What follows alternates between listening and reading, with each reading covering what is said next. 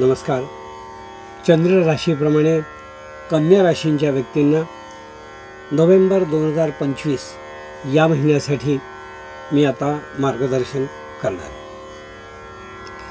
कन्या राशींच्या व्यक्तींना या महिन्यामध्ये स्वतःच्या प्रकृतीच्या बाबतीत थोडंसं पैसे खर्च करावे लागतील. म्हणजे स्किनवर काहीतरी प्रॉब्लेम होणे किंवा काही रॅश उठणे किंवा अशा काही गोष्टी ज्या आहेत त्या अनाकलनीय होऊन अचानक डोकं वर काढतील.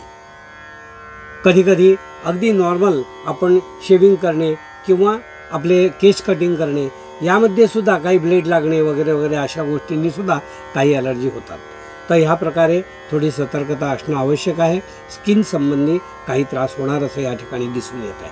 त्यामुळे कन्या राशींच्या व्यक्तींनी स्वतः स्किनविषयी थोडं सतर्क राहावं असाच सल्ला मी या ठिकाणी तुम्हाला देऊ इच्छितो. त्याचप्रमाणे एखाद्या लोशन किंवा असं जे ते वापरत असतील, सौंदर्य प्रसाधक स्त्रिया असे काही वापरत असतील तर त्याचीही काहीतरी ॲलर्जी किंवा रॅशेस उठू शकतात. तर त्यामुळेही त्या स्त्रियांनी विशेष काळजी घ्यावी असाच सल्ला मी कन्या राशींच्या व्यक्तींना मुद्दाम देऊ इच्छितो. आपल्या स्वतःच्या उद्योगाविषयी उत्तरार्धामध्ये नोव्हेंबरच्या उत्तरार्धामध्ये जास्त प्रगती साधण्याचा प्रयत्न त्यांना करता येईल. सरकारी कामं जी काही असतील ती या महिन्यामध्ये उत्तरार्धामध्ये जरा वेगात होतील असं मी या ठिकाणी तुम्हाला सांगेन. त्याचप्रमाणे व्यवसायामधून काही कटकटी आपल्या स्टाफच्या उद्भवतील असंही या ठिकाणी दिसून येत आहे. तर त्या नीट जर हँडल केल्या, एक 1 to 1 बोलून जर हँडल केल्या तर त्या एवढ्या मोठ्या उग्ररूप धारण करणार नाहीत. पण ही मुद्दाम तुम्ही थोडी गोष्ट लक्षात ठेवा. जे नोकरी करणारे मुलं आहेत किंवा जे व्यक्ती आहेत, मुली आहेत किंवा लेडीज वर्ग आहे, त्यांनीसुद्धा या महिन्यामध्ये आपल्या नोकरीतून चांगल्यात चांगला आपला आउटपुट वरिष्ठांना कसा देता येईल याकडे लक्ष ठेवा. कारण फायदा जर त्यांचा झाला तर तो पर्यायाने तुमचा होणार आहे. म्हणून त्यांचा फायदा हा तुमचा फायदा असेल. उलटा विचार करू नका. आपल्या कामाने त्यांना फायदा होतो मग आपण कशाला एवढं काम करा असा विचार तुम्ही करू नका.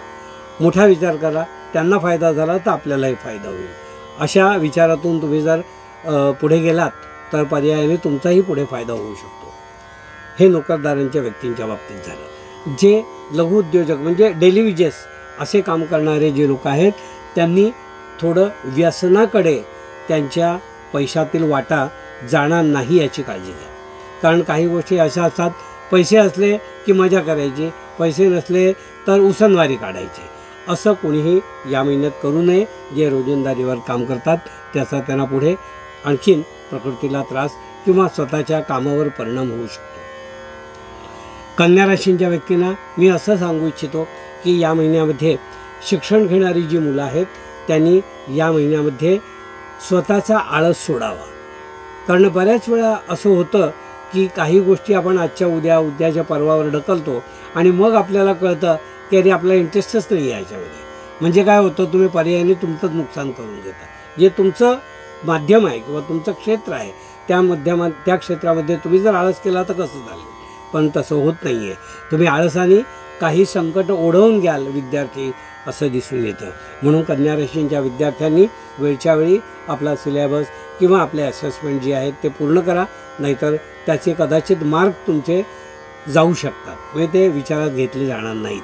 तर ही गोष्ट तुम्ही ध्यानात ठेवा असाच सल्ला मी कन्या राशींच्या विद्यार्थ्यांना देऊ इच्छितो. कन्या राशींचे कुटुंबात ज्या काही गोष्टी आहेत म्हणजे कौटुंबिक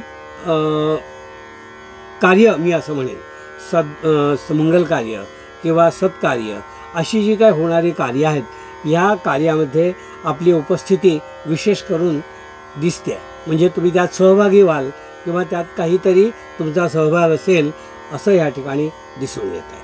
तर आपल्या कुटुंबासहित जे काही असे कार्यक्रम असतील त्यामध्ये आपण मुद्दाम हजेरी लावा आणि तो आनंद स्वतः उपभोगा.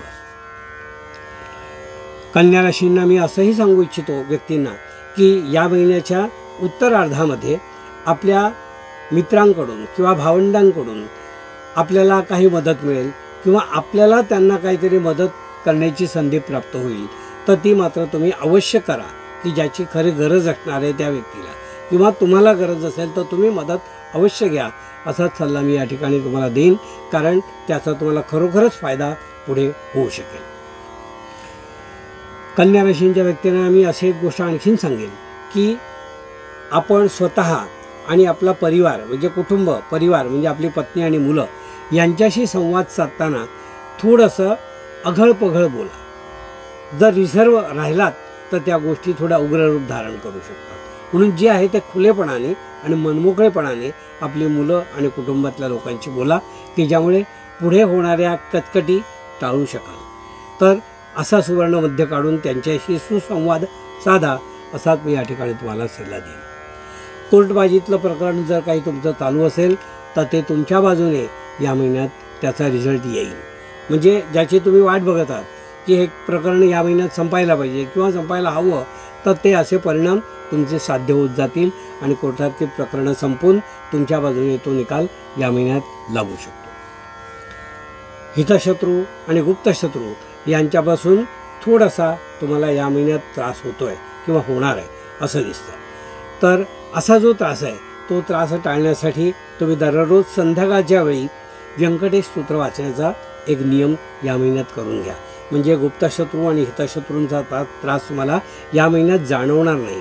होईल पण तुम्हाला जाणवणार नाही, म्हणजे तुम्ही त्याच्यावर ओव्हरकम करू शकता. तर हा उपाय तुम्ही अवश्य करावा. कन्या राशींच्या व्यक्तींना मी असं सांगू इच्छितो की धार्मिक आपला जो बेस आहे किंवा आपला जो काही पाया आहे तो पाया कधी ढळू देऊ नका. कारण त्या पायावर तुमची इमारत उभी आहे आणि तुम्ही त्यांच्यावर श्रद्धा आणि भक्ती हे दोन्ही आहे. तर त्यामध्ये तुम्हाला एक विशिष्ट आनंद या महिन्यात जाणवेल, की तो आनंद तुम्हाला मिळेल, तर त्याचा तुम्ही अवश्य उपभोग घ्या, असाच सल्ला मी या ठिकाणी तुम्हाला देईन. विशेषतः आपल्या काही गोष्टी आपल्याला ज्या मिळणार आहेत त्या आपण आयडिया न केलेल्या किंवा न घेतलेल्या संकल्पना तुमच्या या महिन्यात पूर्ण होतील. येणारे पैसे जे तुम्ही इमॅजिन केले नव्हते येतील ते या महिन्यात येतील आणि तीही तुम्हाला उत्साहवर्धक घटना उत्तरार्धात अशी बघायला मिळेल. हे होतं कन्या राशींच्या व्यक्तींना मार्गदर्शन.